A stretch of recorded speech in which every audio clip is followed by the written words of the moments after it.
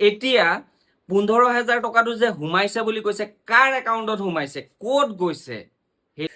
19 তাৰিখে যেতিয়া শিৱসাগৰত বানপানী হৈছিলে, তাৰ কিছু সপ্তাহৰ পাছত হিমন্ত বিশ্ব শৰ্মাই এটা ডাঙৰ ঘোষণা কৰিছিলে যে বানপানীত আক্ৰান্ত হোৱা সকলক 15,000 টকাকৈ দিয়া হ'ব। সম্পূৰ্ণ লিষ্ট আছে আমাৰ শিৱসাগৰত কিমান মানুহ আছে। শিৱসাগৰ, চৰাইদেউ, চন্তক, নাজিৰা, বিহুবৰ আৰু যোৰহাট আৰু গোলাঘাটৰ কাৰণে এই পইচা চেংচন কৰিছিলে চৰকাৰে। এতিয়া যিসকলে পইচাটো পাব লাগে সেইসকলে কিন্তু এতিয়ালৈকে পইচাটো পোৱা নাই। যিসকলৰ ঘৰ দুৱাৰ, ঘৰৰ বস্তু সৈতে উটুৱাই লৈ গুচি গ'ল, এতিয়ালৈকে কিন্তু 15,000 টকা পোৱা নাই। এতিয়া যিসকলৰ ঘৰত পানী সোমাই সম্পূৰ্ণ বস্তু নষ্ট কৰিছে, সেইসকলে এতিয়া 15,000 টকাটোৰ কাৰণে দৌৰিব নে ঘৰ চাফা কৰিব? এতিয়া কিন্তু তেওঁলোকৰ খাবলৈও টকা পইচা হাতত নাই। যদি চৰকাৰে দিয়া 15,000 টকাটো যদি তেওঁলোকে পালে হয়, কিমান এটা ৰেহাই হ'লহেঁতেন আপোনালোকে এবাৰ ভাবি চাইছেনে?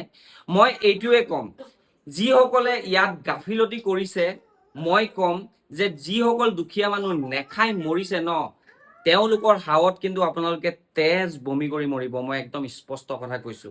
মই চৰকাৰক দুখ দিব নাযাওঁ সেইকাৰণে যে চৰকাৰে স্পষ্ট কৈছে যে যিসকল বানপানীত আক্ৰান্ত হৈছে সেইসকলৰ কাৰণে 15,000 টকাটো দিয়া হৈছে। আৰু আমাৰ শিৱসাগৰ MLAও কৈছে যে 15,000 টকাটো সকলোৱে পাব লাগিব। আৰু DCয়ে কাগজ পাইছে, তেনেধৰণে এপ্লাই কৰি দিছে আৰু যিসকলৰ কাগজ দিছে সেইসকলৰ একাউণ্টত পইচা সোমাইছে।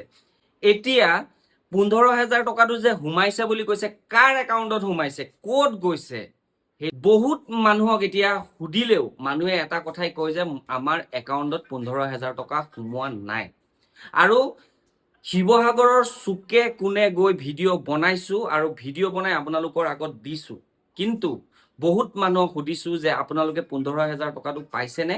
বহুত মানুহে কিন্তু কৈছে আমি 15,000 টকা এতিয়ালৈকে পোৱা নাই। লাখুটি লৈ লৈ অহা বুঢ়ী মানুহেও 15,000 টকাটো পোৱা নাই। মই এই ভিডিঅ'টোত এটাই ৰিকুৱেষ্ট কৰিম আপোনালোকক যে মোৰ ক'বলৈকে একো নাই, আপোনালোকৰ মাজত ভিডিঅ'টো এৰিছো। আপোনালোকে যি ভাল দেখে ভিডিঅ'টোত এটা কমেণ্ট কৰি ভিডিঅ'টো শ্বেয়াৰ কৰিব আৰু আপোনালোকৰ মতামত জনাব।